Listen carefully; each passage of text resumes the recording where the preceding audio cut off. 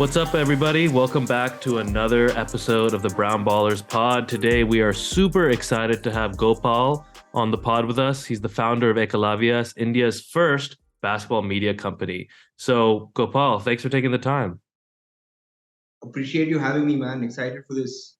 Yeah. This is a long time coming. I mean, we met for the first time during the NBA India game when had just released a really big book on Indian basketball culture. What was it titled? It was called Home Court, Home Court. documenting some of India's oldest and most you know least known basketball communities. That was pretty cool. Yeah, it was like you were traveling India for maybe a year plus, documenting interviews. Just talk to us about that. Yeah, so I was sort of brought on as a researcher, right? Hmm. So that's what my role is. So it's not like I traveled to many places for this book, but I have generally in the last 10 years, I keep making a point to, go to these offbeat, what I call basketball tourism or hoops yatra, as I call it, right? I just Nice. like discovering basketball courts and stories and venues. So that's how it began. And then of course NBA, we had the NBA India games, right? And you need an Indian element, right? At the end of the day, that you need to also showcase the local basketball culture and community. So that's how it began. But yeah, firstly, I did for this book, I did go to this village in Tamil Nadu. It's called Periyakulam. I don't know if you remember some of those images from that Yeah. from the launch. So they have a tournament which is older than the NBA, right? So they started in 1943. So that's what India has. India has these unbelievable stories that no one knows about because unfortunately the public image is that it's a cricket country and cricket only country. That's not true. Basketball has been in India for I think now over 100 years. India has had basketball for over 100 years, Yep. and In India's fact, played in the Olympics, right? India has played in the Olympics, but I won't read too much into that because that was the 1980 Moscow Olympics, right, where a lot of teams boycotted. So I don't think we made it in on our merit, but yeah, we did play in one Olympics, so that's huge. So when you were going around India writing this book, like what was one of the most impactful communities that you worked with or documented? And I think I actually have the book with me here in this room. One Awesome. sec.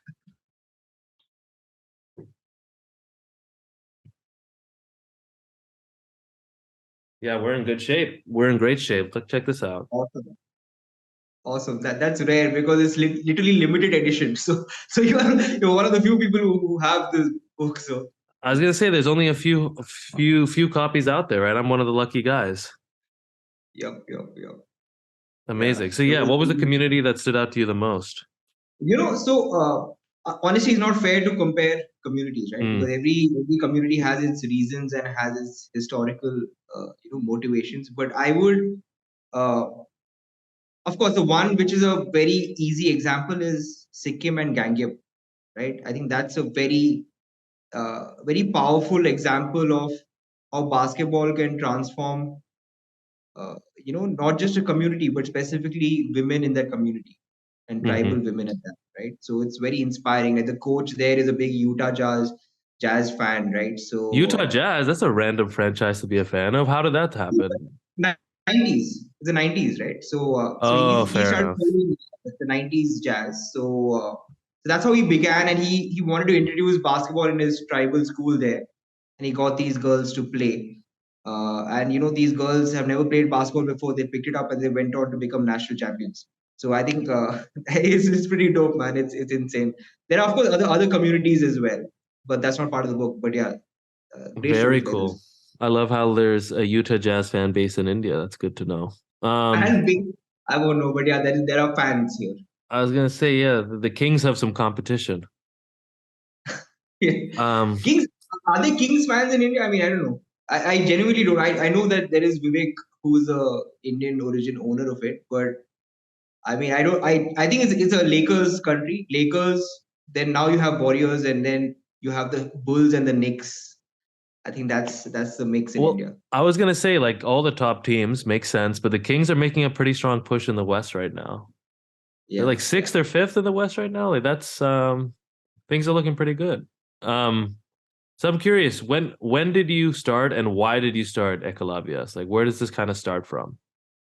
Okay, so depending on your community, and I assume it's all like many Indian origin guys who Right. are following this podcast and your platform, right? So we have the Mahabharat, right, which is the Indian epic. So there are of course multiple storylines in this, but there's one that really struck out, to me specifically about Arjuna, right? He was an archer Mm-hmm. and he belonged to the privileged elite royalty, right? And then they go into this forest and they find this. I don't. I won't. I'll keep the story short, but they see this. They notice this tribal archer who is better than Arjun without any coaching and training and facilities, right? In the middle of the forest. So, so then Arjuna's guru, because of course we have this, we don't have coaches, right? We have gurus. That's Yeah. how we work as a country, right?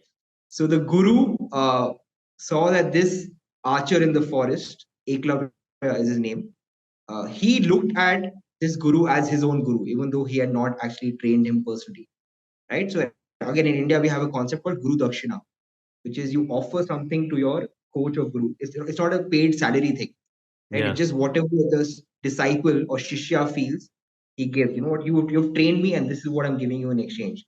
So this Guru Dronacharya got a bit manipulative. He like, oh my god, if I can't have another archer, be better than Arjuna, so I have promised Arjuna he'll be the best archer in the world. So he asked Eklavya to chop off his thumb, okay, and give that Mm-hmm. as Guru Dakshina.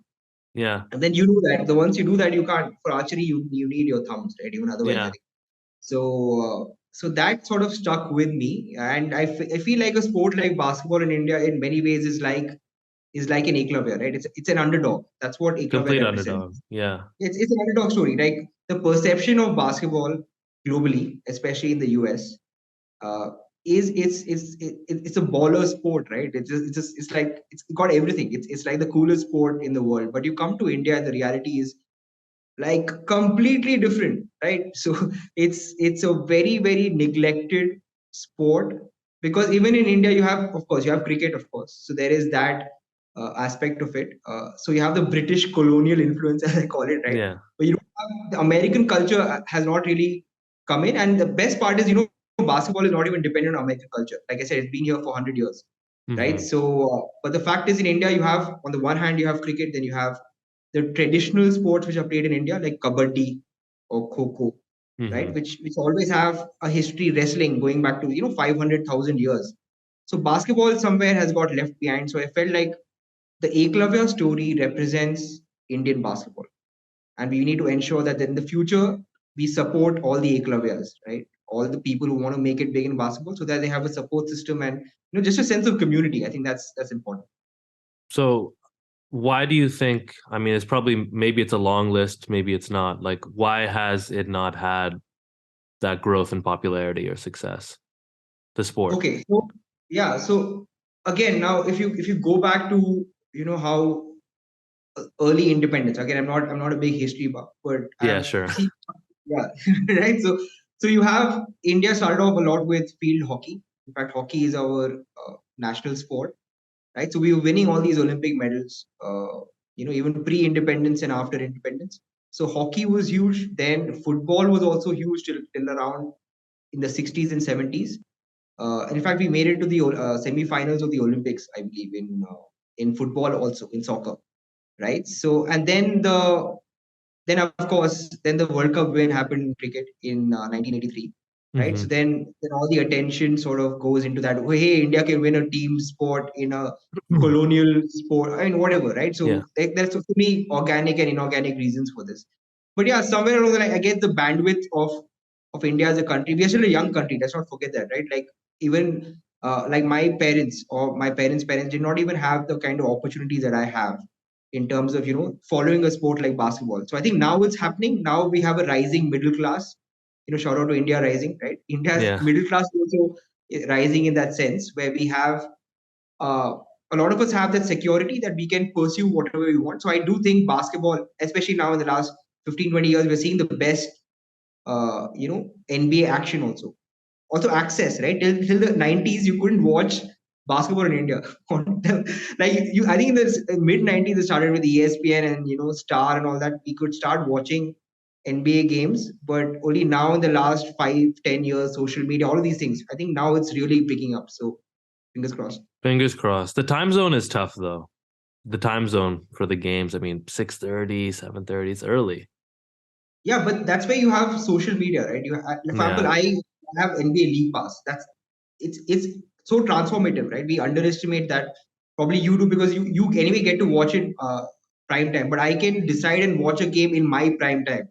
I just Yep. have to keep blinkers on and not hide the scores. That's the only thing I need to do. But apart from that, I mean. I think there's no excuse now for India to not become a huge basketball country. I really don't see I any remember that reason. feature, like that hide scores feature in League Pass. So is that what you'll do during the playoffs and the finals? You'll to make sure that you can watch it in like a reasonable time, but Yeah. stay on top of it. Yeah, but it's tough, right? Because we are like social media animals now, right? So you have to Yeah, stop. I have to stop myself going on Instagram because all the pages and stuff that we follow are all basketball pages. So that's that's tough. That part is tough. But other than that, I think even if you know the result, I still think you don't know what's happened, right? The momentum shifts and the actual game. I think there are so many things that still make it worth watching. So. for sure.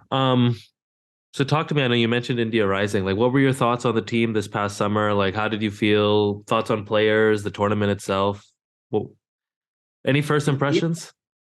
Yeah, so first off, I mean, let's start at the beginning, right? The name itself.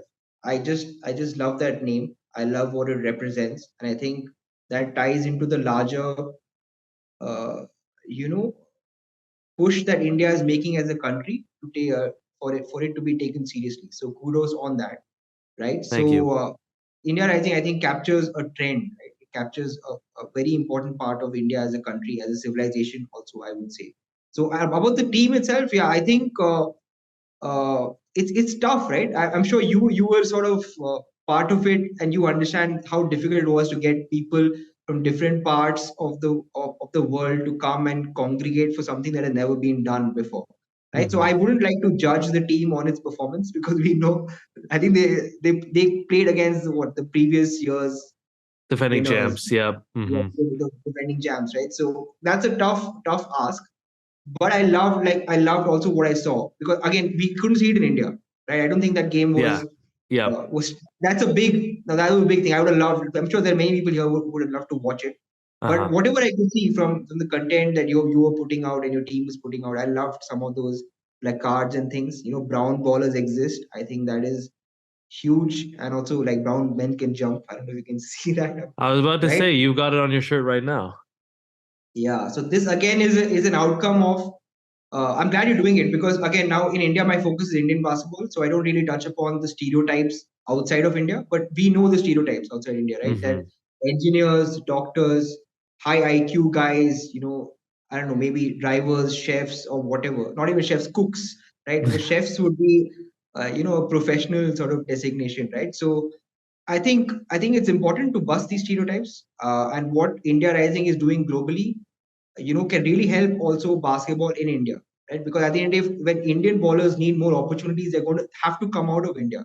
They're going to have to go out of India and go to these other countries, and that's where if people know, hey, you know what, hey, I know about India Rising, and they're like, yes, yes, we are part of that. I think it's a big mission, and I wish you guys good luck in terms of how you grow this also.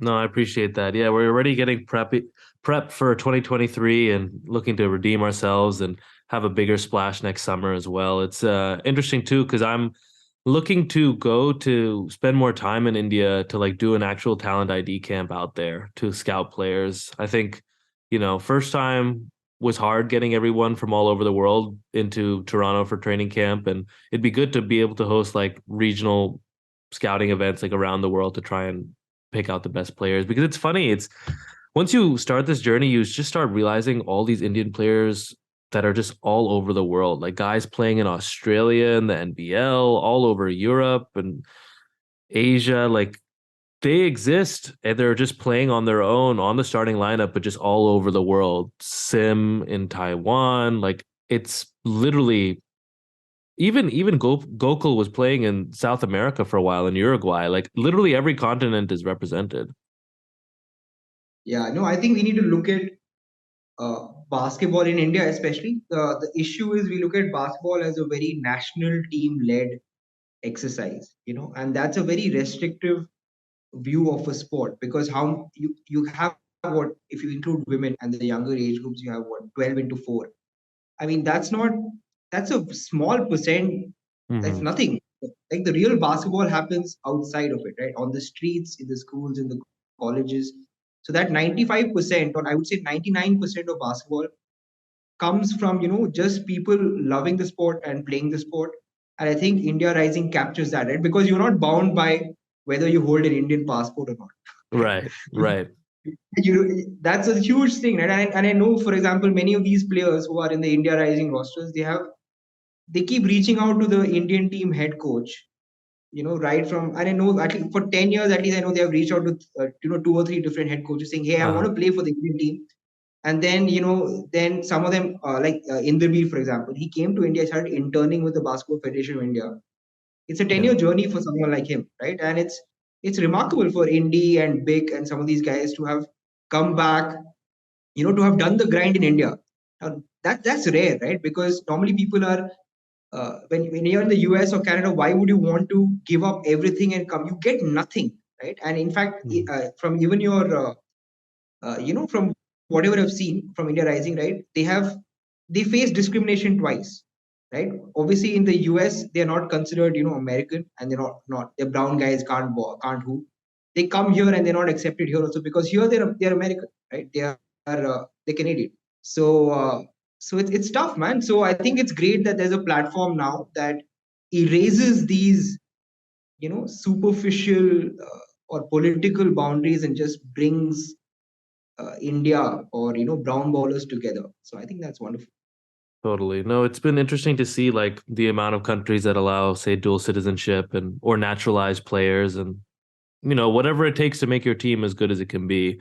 I'm curious, like, your thoughts on pursuing basketball as a profession in India today, right? Like, if you are an incredible player, but say you want to stay in India for a number of reasons, you don't want to go, or you're not able to go play in the NBA or EuroLeague or something like that. How much money can you make, like, being a basketball player in India or a pro basketball player?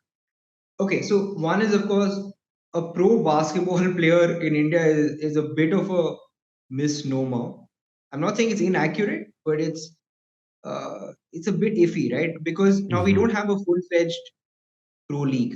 I'm talking Yep. about like proper 9 month season. So you have the 3BL, which is a 3x3 pro basketball league, but that's just like 1 month or so, right? They may have a couple of seasons perhaps, right? So in that context, uh, if you're a pro basketball player in India, you're employed only for a couple of months a year, right? And then the remaining 10 months, what do you do?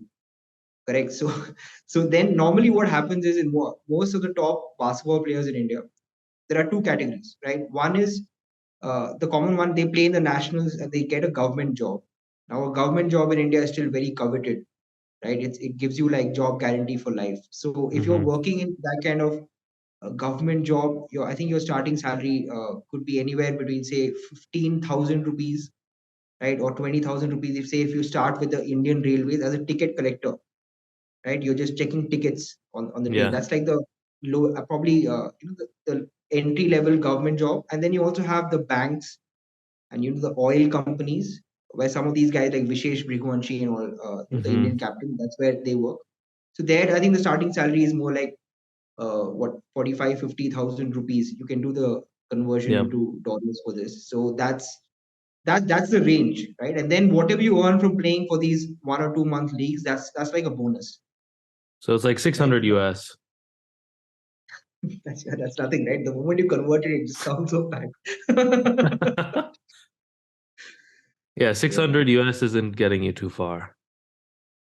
yeah, yeah, exactly. And then of course, then you have again now depending uh, on how supportive your employer is. What if you get injured and things, right? These are all big question Mm. marks.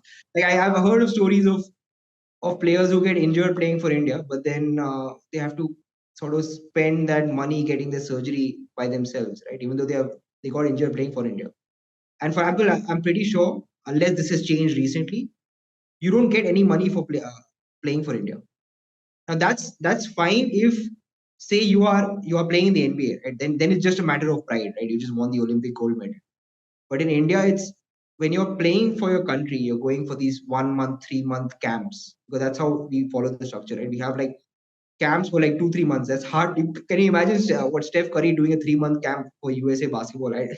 And maybe it'll be 2 weeks perhaps, right? But in India, that's we follow the very camp sort of mindset. Even there, I don't know how uh, players lose money, right? It's a big choice for them. Like, do I Yeah, attend camp or do I take up a job near my home? So I know of players who have not gone to camp because they lose work, they lose money. So it's that's crazy. unbelievable. They've not Yeah, gone to say training camp before the FIBA Asia Cup because they're like, need to make some money. yeah. They for them it's a tough choice, and then obviously then they don't make it to the team because if you don't attend the camp, you're Yeah. not in the team. So they've given up a chance to play for the country because they can't afford to, literally. But this is like, I mean, it's hard to paint a broad brush here, but like, surely this is not what's going on at the other nations that compete in FIBA Asia. Players skipping No, out because of money. Or is that, or do you think that's the case? I mean I honestly don't know, but I do know for a fact that Uh, I'm pretty sure India is the only large Asian country without a pro basketball league. So Yes. whenever we anyway play in these Asian championships, and this is what people need to see, right? Because it's a very common thing to hate on the players. Hey man, these guys are not athletic enough, or they're not playing together. They're not running any plays. It's just like they're just going up and down the floor. But you need to understand it's a system versus a system. It's not players versus of one country versus players of another country. It's a system that is behind creating that structure of a sport. People don't see. Obviously, it's tough to see that, right? When we see something like, hey, why we turning the ball over? Like India's biggest problem, for example, is turnovers, right? So, but India does not have skills trainers. Like you just maybe have one or two guys who are like skills trainers. Now, the way basketball is coached in India, and I'm now going to a Yeah. grassroots level, but you appreciate this, is that we just have physical education teachers in schools who manage all sports, right? So, and what will a one physical education teacher? He may at best know the terms. Okay, this is called a basket. It's not a goal, right? And it's called dribbling.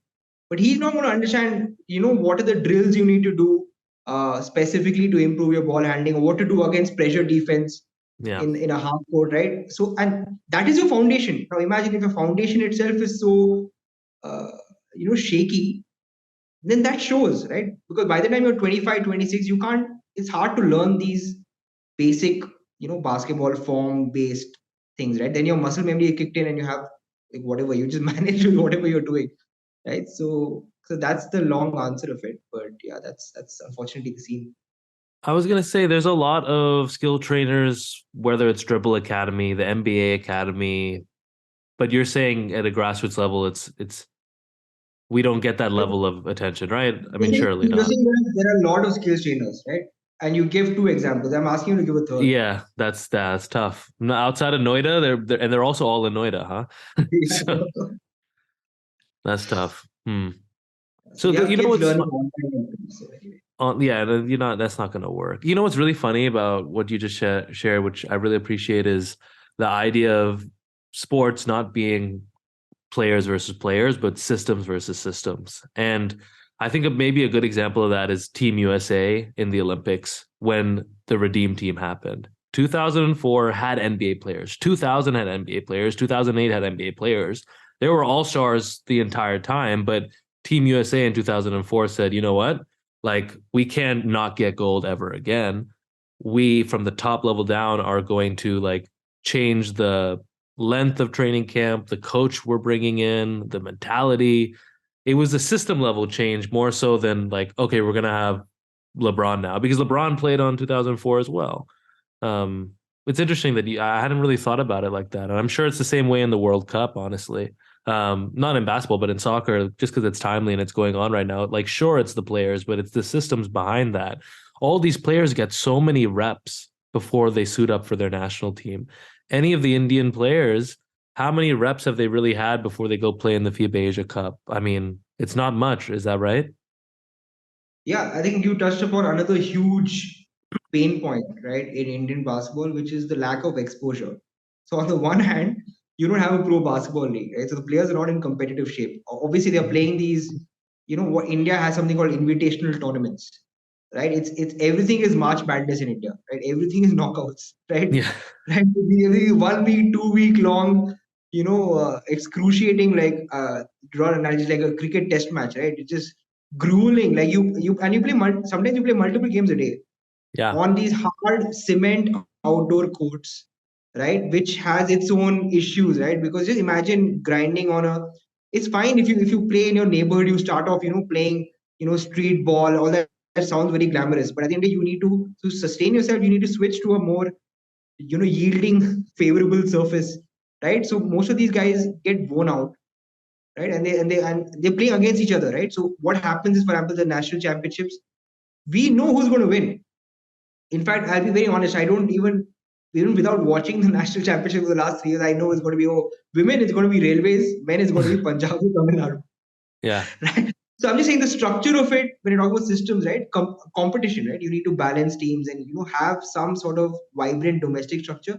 But again, you're talking about the USA team. Why is that's also one of the reasons we need to wake up as a country, right? Because why did USA not win that Olympic gold? Because international basketball has really picked up, right, Hmm. in the last 20 years. So USA is taking it serious. It's the same thing with India. India was, by the way, among the top four teams in Asia in basketball in the 40s, 50s. We were beating Philippines, right? Wow. And that's Yeah, hard to believe now. So in the that's hard to. I just want to make sure we lock that down. In the 40s and 50s, India was a top four country in basketball in Asia. Yeah, yeah. I think in fact, we finished even fourth till about 1975, right? Mm. But then that's the issue, right? That all these other countries. Look at Lebanon, right? Now Lebanon Yeah. has made it to the World Cup. I think both at the under Hmm. 19, under 17 level, and also at the senior men's level. I know for a fact 6 years ago, India and Lebanon were pretty close, right? So, so that just if you just look at even recent memory, what are we doing in terms of the systemic, addressing the deficiencies, right? So I think that's something we need to look at as a country. That's really interesting. Yeah, Lebanon and Jordan, like I've for the last few years has been killing India in the Asia qualifiers. And it's funny because if they could have a local league that's 5 on 5, like surely we should as well. Yeah. So this is what we spoke about. Allowing dual citizenship. That's something that's very central again in your audience, right? We have so many Indian origin ballers. Now, when I started off covering basketball in 2012, I was with the firm nationalistic opinion that, hey, you know what, we already have 1.5 billion, but 1.234 billion people. Hmm. We should be able to find 12 Indian ballers who are Indian, passport holders. But Yeah. after seeing what I've seen, I'm revising my opinion. Okay, my point is, it's not like the system is. It's not like playing badly is going to motivate us to improve our system, because that should have happened already, right? But That would have so my happened point by now. so my point is then allow up to two, Indian origin guys like OCIs, overseas citizens of India. Hmm. Allow them. Okay, that can I allow them at different levels? Allow them at the state level, because as you see, right, there are so many. When you talk about Indian origin bowlers, obviously in the US, they're all looked at under one umbrella, right? Yeah. But in India, when you look at them, like Varun Ram is a Tamil origin Yeah. bowler, right? And then you have someone like you who's originally from what, Punjab, right? So these are all different parts of India, right? So I see no reason why every state team can have two Indian origin guys whose parents are from that state historically, and then just imagine how that itself will transform the sport. It's just one simple decision that you need to take. Because I think the government of India rules only come in when you have to represent the national team. But I think at the state level, Mm, that's interesting. right, that's just a cool thing. And then anyway, these players are not doing it for the money, right? These Indian origin ballers, they just love the game, right? They just want to play. That's it, and they want to reconnect with their roots. So they'll be happy to play for their state team, and they become coaches. Like Inderbeer, his nickname is the General, Yeah. right? Why is it the General? Because I'm sure it's because of the fact that he ends up becoming a teacher, right? And there are many young kids who now look up to him in India, saying that, hey, you know what, this guy is teaching me how to play right. Like Prithvi Reddy, for example, who's I don't know if you know him, but he's in the 3PL. Yep. Yep. Uh, Other point guards are looking at Inderbeer, hey, see, because when you see Inderbeer, you see the best that a point guard represents. right? All the qualities of that. So I think just having Indian origin bowlers playing in India for a couple of months a year, at whatever level, if you can make that happen, that itself, you don't even need anything else. Just the exposure domestically alone will help. That's a very strong recommendation. We need to pitch that to the BFI and see what their thoughts are. Yeah. Well, that's tough. That's tough. But hopefully it'll happen. Let's I was see. gonna say one thought I had on this is we were talking about local leagues. What is the INBL? Because that's been pretty popular recently, right? What's going on there? Yeah. So again, it's a bit tough to sort of lock in on what the INBL is, but broadly what they're calling it is that it's a larger basketball movement. So it's not a pro basketball league.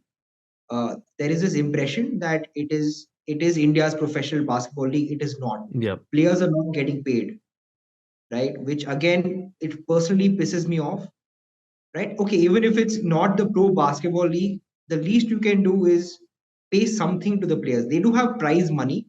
For example, if you win or if you win one round, you get something. And I think even the MVP of every leg wins like a 25,000 rupees or something of that sort. But just mere participation alone gets you nothing, right? So, but the INPL is for the first season they have, I think they have 8 teams and there are what three or four rounds, uh, and then they play against each other in a league format in different cities, and then you have your crown the champion. So I think they are testing this out. INPL is more like a test run for the pro league as and when it happens. I do respect that because there are Yeah. many leagues, pro leagues in India, which have come and gone, right? Because the road to profitability is it's a very long road, right? So you need investors who are committed for the long haul. So I think INBL is taking a more sensible approach in a sense that let's just test it out. Let's just see how we can handle the production organization of it, and once we are confident, we can be more aggressive. But I still think players have to get paid. That's the least you can do. Yeah. Especially, for example, you get this actor Siddharth Malhotra, and Mm. he's an actor. And now Yep. he had come for the INBA launch. Now, I'm sure he's not coming for free, Yeah, he's definitely not right? coming for free, I know. So my point is, and I know celebrity fees run into lakhs of rupees, right? You just divide that among the players, and the players will be happy. I'm not discounting the marketing angle. You need celebrity because then otherwise media won't cover it. But I still think you're sending out the wrong message. Completely. Completely. Yeah, no. I mean, if there's no money, it's not really a path that one can pursue. When you were talking Yeah. about just grassroots level basketball and like the court quality, for example, or single elimination tournaments, I think the most important thing, especially as we're starting to scout for next year's TBT team, is data and being able to like, review box scores and game film. What is the current state of like, let's call it basketball technology in India? Wow. Technology is such a sophisticated term Yes. when it comes to basketball in India. Like even basic email, for example, digitization of even conversation, right? Like, and this is something that again, I'm not hating on anyone, but the fact is, I have had to create email IDs for coaches, right? Because they're not, and of course, this was 7 8 years ago. But I'm talking about even things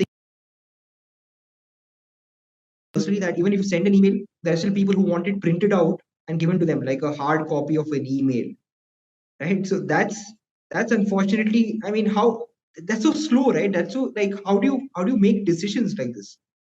So you can just imagine the pace at which things are moving. But of course, now if you talk about again, talking about statistics, right? Data, like uh, you can't find any information statistically in terms of 10 years before. And Yeah. if you get any stats about any Indian player before 2010, it's next to impossible except when at the Asian Championship level. Right? Even there, it's on a Wikipedia. What only the top scorers and all will come in. It's just in the last 10 years because on FIBA websites we have. That's when even I find out the basic player information, like what is the height of a player. When I see that on the FIBA website. So at the domestic national level, there is no. there is recording of data and stats for some of the national championships, but it's not digitized. It's all kept in, perhaps I hope, kept in files and folders in the office somewhere. But it's a huge problem. That again. So our decisions are not data led. So if it's India Rising, if you want to come and make a team, it's all you're following the look test, you're following the eye test. Yeah, which This is not how scouting goes. that's not how scouting goes. I mean, you may still, and then you have to ask for recommendations, right? That again opens up a whole era of abuse, right? Because you're relying on someone's opinion of someone, and Yeah. you don't know if the opinion is legit because there is so much pulls and pushes, right? Hey, take me on the team. Why don't you speak to him to make me get on the team? I mean, this is not transparency. This is not objectivity. This is not science backed. So So I completely agree. Who's the player who's the Indian player that excites you the most right now in that like, at the elite youth age? okay, so I'm glad you mentioned elite youth age, right? Because most of the top kids come from the NBA Academy India, Yes, uh, right? So some of those guys, like Pranav Prince, I think he's exciting to watch, and he plays the game the way that will excite people who watch the sport. totally. In India, we call it the American style. That's what Yeah. we call it. Any crossovers, beating a player off the dribble, that's called the American style. And the way he moves, So then what's the uh, Indian style? Because I would say Indian style is like a lot of fast breaks and layups. yeah, fast break layups, I would say it's more like a zone thing. It's not man to man, right? Like a typical sort of 2-3 zone where you have like the big guy. It's still again like the classical formats, Yeah. right? I'm sure that's even the NBA used to be played in the 50s, 60s. And when you had Wilt and all these guys, the one big guy, and then you have Bob Cousy just running the floor and going behind the back. So I think that's still a lot of what we're seeing in Indian basketball. So that would be the Indian style as well. But so Pranav Prince is probably the guy that gets you most excited. Yeah, he's had an awesome career post NBA Academy and was playing in New Jersey, I think most recently. Correct. Yeah. But again, now the issue is that it's exciting because he's the first potential superstar shooting guard that we can have. Assuming Yeah. his game evolves, because he still, I think, plays the forward position, or he's been grown up in that position. Because when you end up playing for your state team in India, a 6'6" guy becomes like a small forward, power forward, right? Because the position sort of drop. But I'm wondering who the next big is going to be. That's my big question mark, right? Because after Aman Youth and Sandhu, right? Aman Sandhu, yeah. But again, now his game also needs to evolve, like because whenever he plays for India on the senior team, he doesn't get a lot of playing time. But and I have not been following how he's playing there in the US. You Yeah. have a lot of Indian bigs there in the US. So again, is he getting a lot of playing time? I'm not sure, but He's a freshman at Monmouth, so like it's coming though. It's coming. that'd be great if some of these guys, because whenever I've seen him, I think he's a guy with a lot of strength. He like the Shaq equivalent, Yeah. right, for India. I think that's an exciting prospect. We've never had that kind of player. We had Satnam Singh, but I don't think Satnam Singh's mobility was good enough to impact the game. But I think Aman moves well for his size. So those are the guys that get you most excited, you'd say, for the bigs and the guards. Yeah, yeah, correct. What about on the women's side? On the women's side, again, it's like uh, this dark dark hole, right? Because there's a not even in the men you still get a chance to see them. But again, now on the women's side, uh, Sanjana Ramesh, who's again in the US, then Harsimran Dhami, who's also in Yep. the US. Hmm. But then the question, of course, is now will they have enough chance to come back and play for the national team, right? That again is the subtext, right, which our Indian men's head coach Matic brought up, is that all these Indian guys are going abroad, but they're not available for the national team, and that's a tough question, right? Because but at the end, if I personally feel like they should put their careers first, right? And I know exactly what you will get or not get from playing for the national team. Apart, of course, the pride of it, you can't argue that, but they have Yeah. already played for the Indian team, right? So so on the women's side, yeah, I think these are some of the names I will continue looking at. I was gonna say, like, so many of these names I've found, like prior to working at the NBA and prior to the NBA Academy, like a lot of the players that were up and coming was through Ekalavyas and seeing the coverage and highlights. I'm curious to ask you, like, what tips do you have for people looking to launch their own kind of sports platforms and creators, particularly as it relates to like Indian basketball culture or Indian sports culture in general? Okay, so again, now the answer to this changes because when I started Ekalavyas, this was the pre-smartphone, right? It's like And pre 2013, right? Or no, even earlier. 2013. But again, now smartphones, at least in India, they really Yeah, the picked up game was from, different. Yeah. yeah, they picked up 2015, 16-ish, right? So I started off, or Eklavya started off more as a pure text-based platform with a few visuals, right? So, and now things have changed, right? Things have become a lot more visual, but broadly there are three things.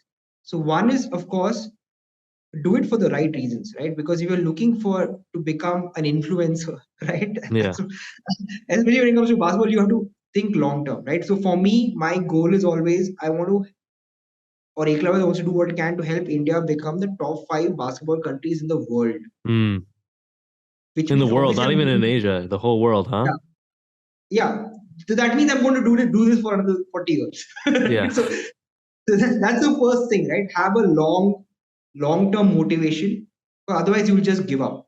Right? That's the first one. Now the second and third one would be hyper focused. Right? For example, like I see many Indian creators, they create a lot of NBA content. Now my point is, why would someone see your content?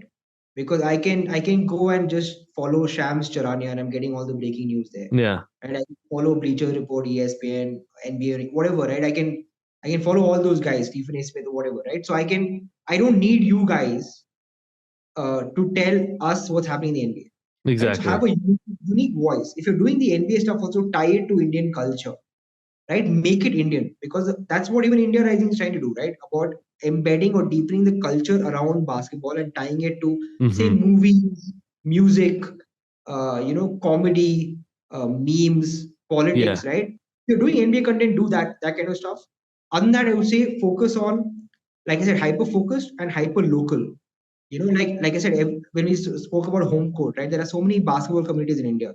So and every state in India is different. You can't look at India as a monolith, right? Every state has its own language, has its own style of play. We can talk about that also. Like Mumbai, for example, is the street ball capital in a sense because all those Mumbai guys are shorter guys, so they play faster, right? So that's a very interesting, like a Rucker Park, Nagpada basketball. There is a correlation there, right? So uh, be hyper local, like wherever you are, sort of serve that community because even around you, like I'm in Bangalore, there's so much basketball happening here. Just cover that, right? And that doesn't even cost you much.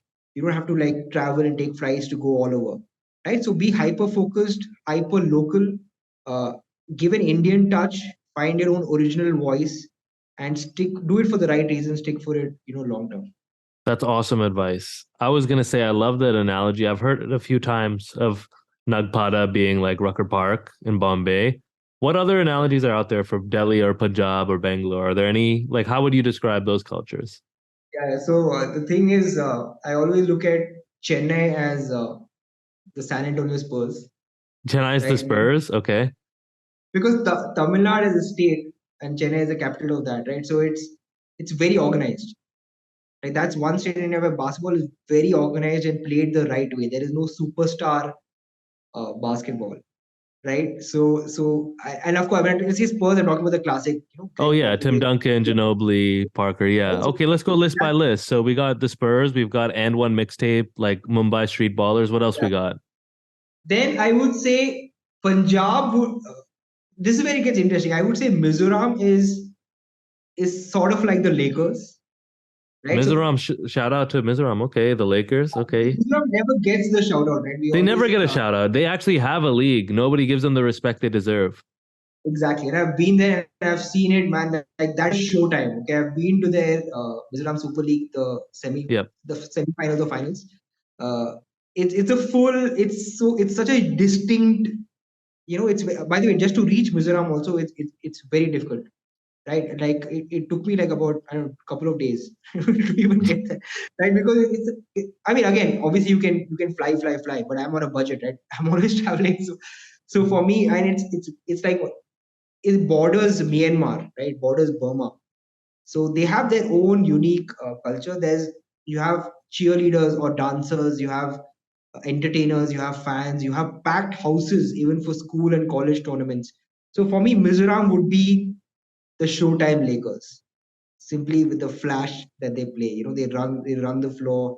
It's all about the fancy passes, and I wish they had size. See, that again is issue, right? With Indian If basketball. Mizoram had size, they would be unstoppable, perhaps. So this again goes into my point, right? About so see, in every for every state team have two Indian origin guys, up to two, and you also allow two guys from any other state of India to be a guest player, right? So Mizoram could get say a couple of the Punjab guys who's 6'9", 6'10", who didn't make it to the main Punjab team, and then you could have Mizoram winning the national championships, right? And that changes the whole conversation around basketball in India.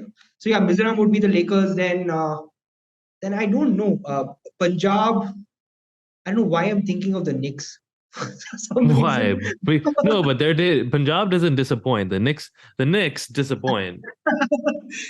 Yeah. So that's probably not the right analogy. But yeah, I guess you could just logically speaking, you could go for I don't know, like maybe Bangalore would be like the Warriors because of the whole IT and Bangalore would be the I'm, Warriors. There are a lot of 3-point shooters in Bangalore. yeah. I mean, I'm doing the whole Silicon Valley analogy. It's a pretty like for Oh like. yeah. Oh, that's a good comparison. Yeah. So and then maybe Delhi would be DC, Washington. So boring. So that's good though. I like that. I like that analysis. And those are some really good tips for I think a lot of folks listening to the pod looking to start their own kind of brands, aspiring creators, etc. Just do it for the right reasons and be in it for the long game.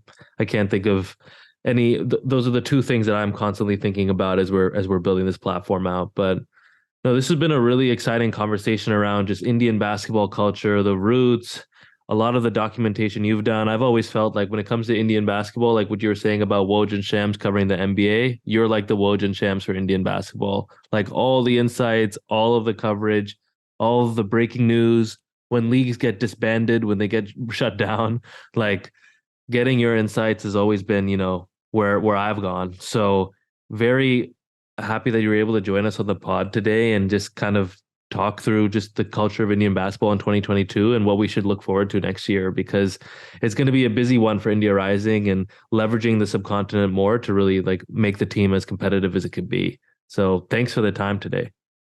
Sure. My pleasure. Thanks for having me. Awesome. All right, Gopal. We'll see you soon. And to all our fans out there, thanks for tuning in to another episode of the Brown Ballers Pod with Title League. And stay posted. Next year is going to be a big one for us. So appreciate all your support to date and talk to you guys soon. Be easy.